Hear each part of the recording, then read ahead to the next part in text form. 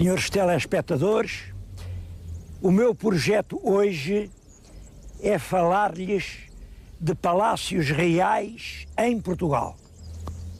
Bom, devo dizer que não são muitos. Aliás, em Portugal, isto não é terra de palácios.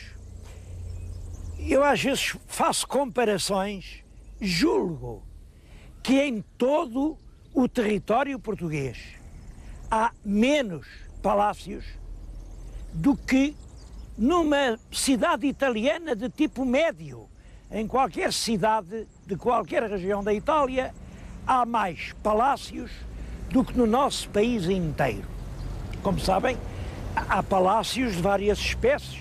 Os mais importantes são realmente os palácios reais, os Paços del Rei. Bom, mas além disso, há os Paços dos Bispos, e em Portugal há 2 ou 3 notáveis, por exemplo, o Palácio dos Bispos do Porto, o Palácio dos Bispos de Coimbra, o Palácio dos Bispos de Leiria, há os Palácios dos Grandes Fidalgos. Em Portugal, assim, grandes palácios que me lembre Vila Viçosa, no fundo, que esse, como sabem, era palácio de duques, depois os duques passaram a reis, passou a ser palácio real, mas por esse país não há assim grandes palácios, castelos. Talvez o mais ilustre paço real português hoje de pé seja a Sala dos Doutoramentos da Universidade de Coimbra. Ali nasceu uma dinastia. Mas em Lisboa, por exemplo, os passos, havia um passo no Castelo, o Passo de Alcáçova, hoje são tristes ruínas. Havia aquele passo de Limoeiro, Passos da Parte de São Cristóvão, hoje outra ruína. Assim, o único palácio real que foi habitado em permanência pelo rei, pela rainha, pelos príncipes, é este Paço Nacional da Ajuda. É por isso que o vamos visitar.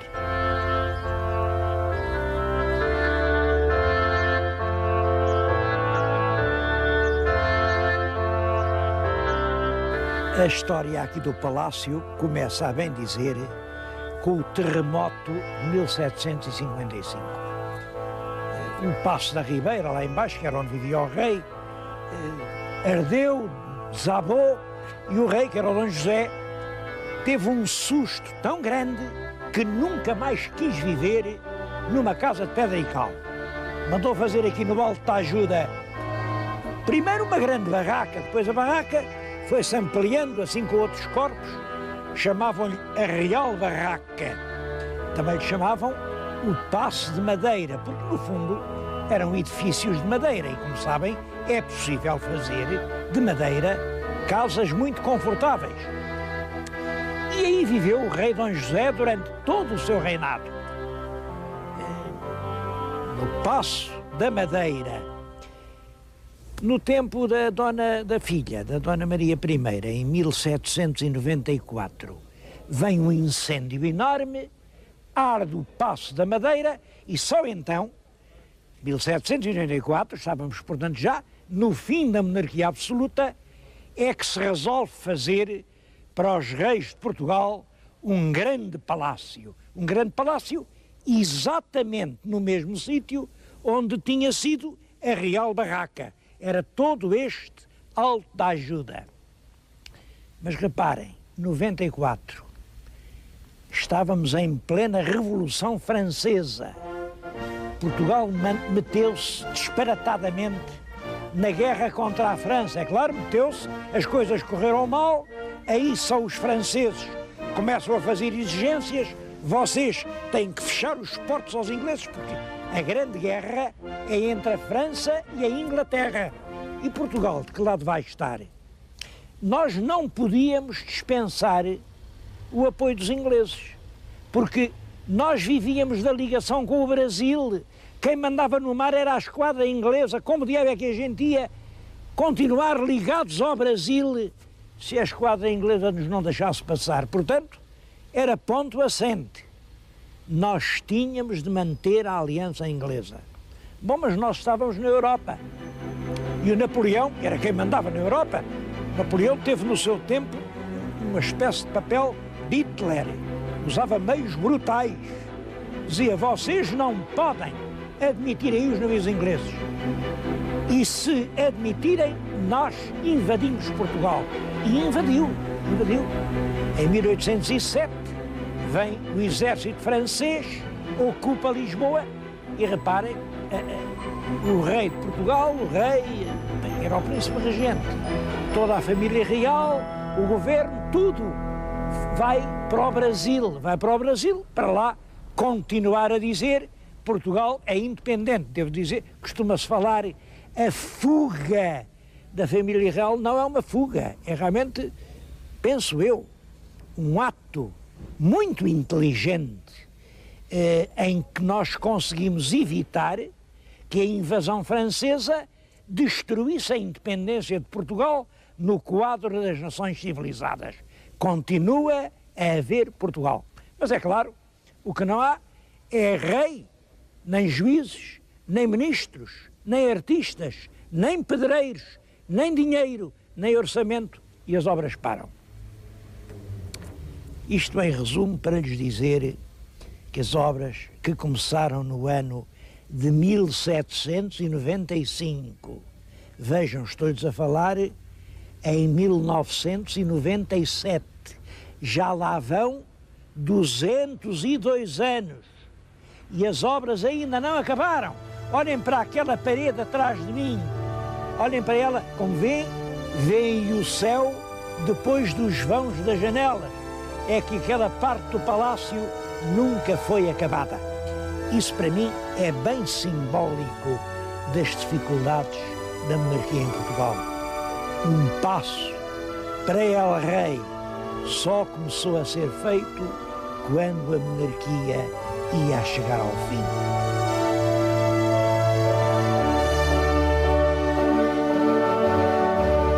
Claro que isso da família real viver no Brasil, o governo estar no Brasil, o Supremo Tribunal ser no Brasil, acabou por criar aqui uma situação de grande descontentamento.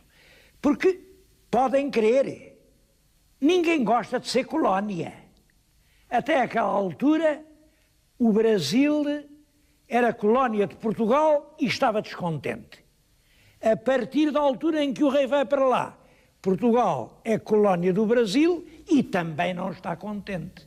Daí a revolta liberal de 1820, que obrigou o rei, Dom João VI, a voltar a Portugal.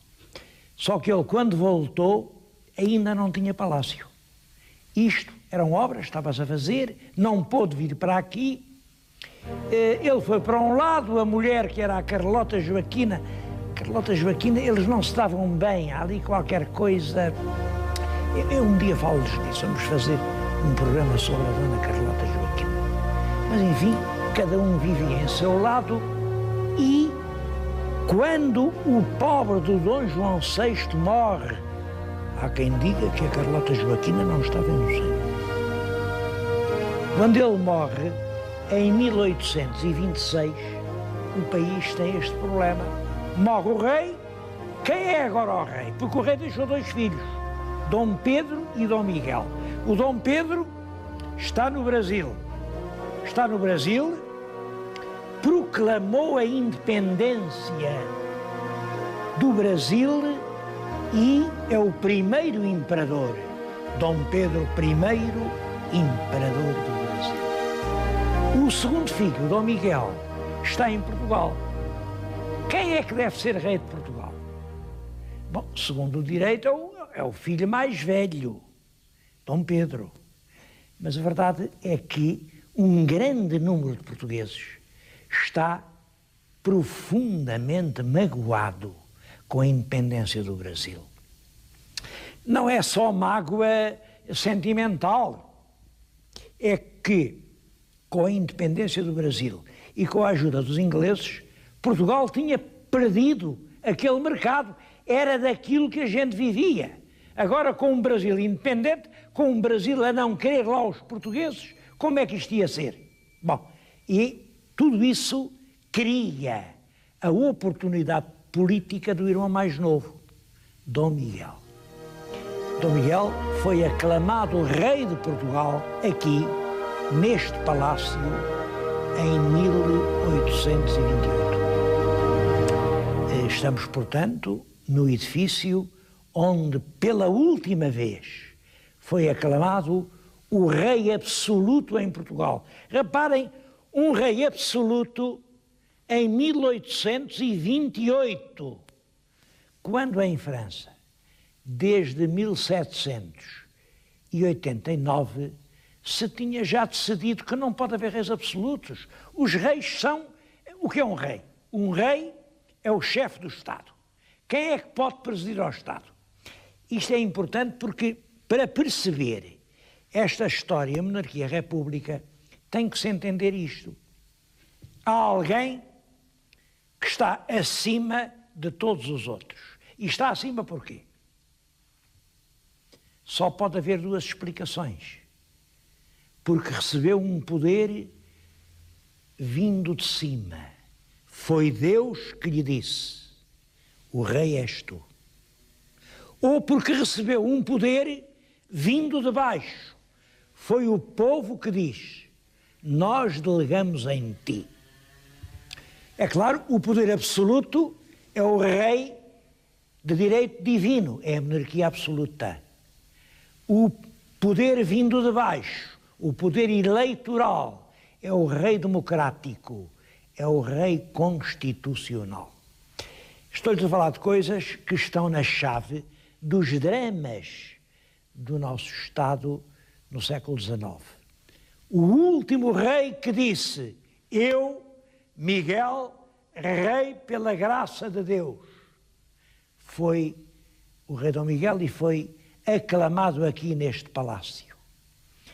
Já não era tempo de falar nisso, porque entretanto a cultura tinha-se tornado uma cultura laica, já ninguém acreditava nessa ideia de que Deus delegava num certo homem, exatamente naquele homem que era rei. Ninguém acreditava nisso, e daí vinha-se para a ideia da soberania popular, para a ideia democrática. A soberania reside na nação, e só a nação a pode entregar a alguém. Os reis, a partir de Dom Miguel, e como sabem, a partir de Dom Miguel, os reis são Dona Maria II, o filho dela, Dom Pedro V, o irmão dele, Dom Luís, o filho de Dom Luís, Dom Carlos e o último rei de Portugal, Dom Manuel.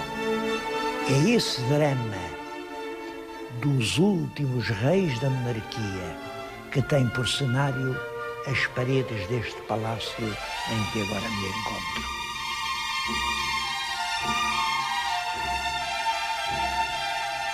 Este Palácio da Ajuda foi residência permanente da família real portuguesa só durante o reinado do rei Dom Luís. Portanto, desde 1861 a 1889. Até 61, a rainha Dona Maria II, depois o rei Dom Pedro V, viviam nas necessidades. E depois de morrer o rei Dom Luís, também o rei Dom Carlos preferiu o Palácio das Necessidades e o de Belém. Portanto, é nesse período de Dom Luís que isto é, enfim, a sede da monarquia. Devo dizer que é um período bastante importante da história de Portugal. Um período, por um lado, de grandes dificuldades, mas, por outro lado, de grandes progressos. Se eu lhes disser que é no tempo do rei Dom Luís que se constroem as pontes sobre o Douro, no Porto, o caminho de ferro de Beira Alta, o comboio para Sintra, o comboio para Cascais, o cabo submarino, o Palácio de Cristal, por exemplo, o Porto de Viana do Castelo, o Porto de Leixões, até aqui, as docas mais importantes do Porto de Lisboa, e coisas que parecem menos importantes, mas, por exemplo, aquela bela estátua de Dom Afonso Henriques no Castelo de Guimarães, tudo isso é do tempo do rei Dom Luís. É um tempo decisivo para a monarquia. O rei Dom Luís é um homem muito culto. Havia quem dissesse que era o rei mais culto de toda a Europa. Ele fazia música, dedicava-se a estudos de balística, escrevia, sabia muitas línguas. Eu tenho junto de mim um documento comovente. Aqui diz Julieta e Romeu. É o manuscrito, pela mão do rei, de uma tradução da célebre peça de Shakespeare. Ele não chegou ao fim. A morte levou-o aqui no fim do segundo ato, quando a Julieta e o Romeu se juram amor eterno. Intervém aqui o Frei Lourenço e diz: pois é, mas agora muito respeitinho, até que a Santa Amada Igreja autorize maiores intimidades. Cai o pano e acaba o ato. Outra figura que eu acho que merece um comentário, que é uma figura admirável da rainha, é a Dona Maria Pia. Lembram-se quando fomos ao Porto e eu lhes falei do rei Carlos Alberto, aquele rei que lutou pela unificação italiana, mas teve que fugir da Itália, veio morrer ao Porto, não aguentou o desgosto e pouco mais durou. É curioso como o destino da neta, porque a Maria Pia era neta dele, foi quase igual. Viveu em Portugal como rainha de Portugal, vem a Revolução de 5 de Outubro, é obrigada a sair daqui e vai morrer à Itália, onde pouco mais durou, porque morreu de desgosto. Dizem que pediu que deitasse na campa com o rosto voltado para o lado de Portugal. Era uma mulher muito corajosa, uma mulher com muita presença física. Um dia veio aqui o Saldanha, apontou uns canhões ao palácio, mandou acender os morrões, ia dar ordem de fogo e disse ao rei: se não quer que eu arrase o palácio, no meio do primeiro-ministro. E o rei mandou ouvir e disse à rainha: olha, aqui está o Saldanha, agora é primeiro-ministro, o que é que eu havia de fazer?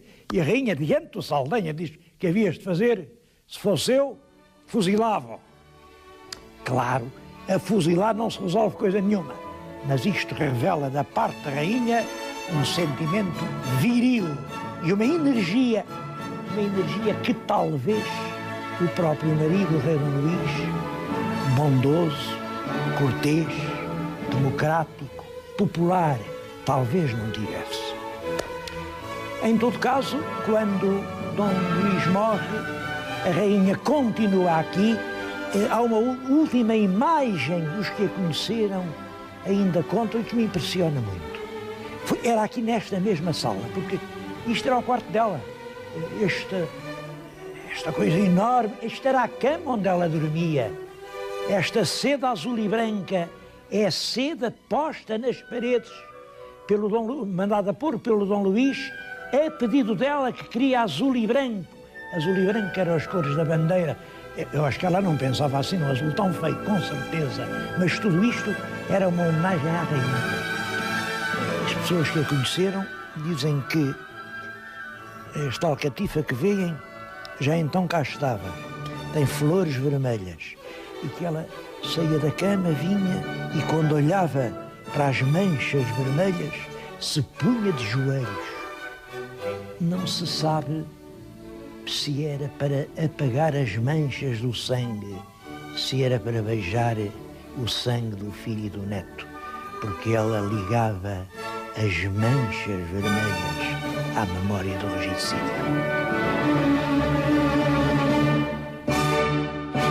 Depois da morte do rei Dom Luís, o andar de baixo continuou a servir de residência pessoal à rainha Dona Maria Pia. Mas todo o primeiro piso do palácio, que é este, onde agora estamos, manteve a sua qualidade de Palácio dos Reis de Portugal. Embora o rei cá não vivesse, ele não vivia aqui, mas as festas oficiais eram feitas aqui. Bom, e eu acho que vale a pena visitar ainda hoje este palácio. O que estão a ver é uma das salas, é para onde se entra, a sala chinesa. No século XIX, parecia mal um palácio não ter uma salinha chinesa, normalmente toda feita com motivos orientais. A sala seguinte é a Sala Império. Sala Império por causa de um mobiliário que é inteiramente inspirado na época de Napoleão III, enfim, um mobiliário do gosto nessa altura, com muitas aplicações de bronze.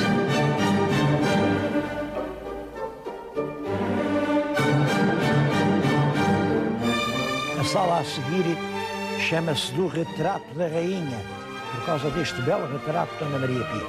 Mas o que tem de notável é esta mobília, chamam-lhe mobília das naus. Quando o príncipe regente, que veio a ser Dom João VI, foi para o Brasil com a família real, fez-se uma mobília para decorar a nau real. Essa nau ia como um verdadeiro palácio. As cadeiras foram e voltaram. Esta é uma delas. Reparem como estão todas decoradas com assuntos navais da viagem.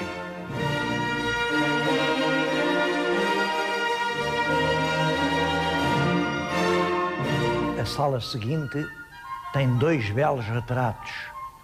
Um é o jovem rei Dom Pedro V e o outro é a rainha Dona Estefânia, que era mulher dele, como sabem, e pouco tempo durou. Esta era a sala de dança. Além tocava a orquestra. A seguir é a sala da restauração, não por causa desta pintura. Mas devo-lhes dizer que o palácio é enorme. Ele tem mais de 200 salas, eu não cheguei a mostrar meia dúzia. O que não podia era deixar de vir aqui junto do trono dos reis. Eu acho realmente importante e um bom exemplo que os tronos dos reis de Portugal continuem inteiros. Como sabem, em 1908 mataram o rei, em 1910 acabaram com a monarquia, partiram muita coisa, deram cabo dos escudos, mas houve a inteligência de compreender que o património vindo do passado pode sempre servir de investimento para o futuro. E os tronos dos reis de Portugal são ambos ainda do século XVIII. Quer dizer que aqui se sentaram o Dom João VI, a Dona Maria, Dom Pedro V, Dom Luís, o Dom Carlos, o Dom Manuel. E reparem, apesar disso, naquela febre da República, perceberam que isto era importante e não os fizeram em lenha, como infelizmente tantas vezes acontece. O palácio, podem dizer, mas para que um palácio tão grande num país tão pequeno? A verdade é esta. Ainda hoje, este edifício, não julguem que é apenas um museu. Não. Estes são os lugares, os locais mais nobres da Presidência da República. É aqui que o Presidente recebe os chefes de Estado estrangeiros. Olha, é exatamente nesta sala. Ele não se senta no trono, espero que não o faça, mas põe-se aqui numa fila em frente, os convidados vêm vindo e é aqui que os cumprimentam.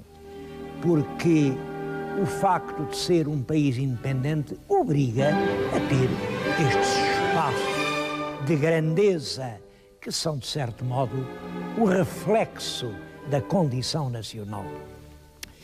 Eu, no Palácio da Ajuda, penso que se reflete realmente a fragilidade da monarquia portuguesa. Uma monarquia que só teve dinheiro para um palácio quando deixou de ser absoluta, mas que precisamente ao deixar de ser absoluta perdeu aquela solidez política que lhe permitia ter um palácio. É uma lição de história esta visita ao Palácio da Ajuda.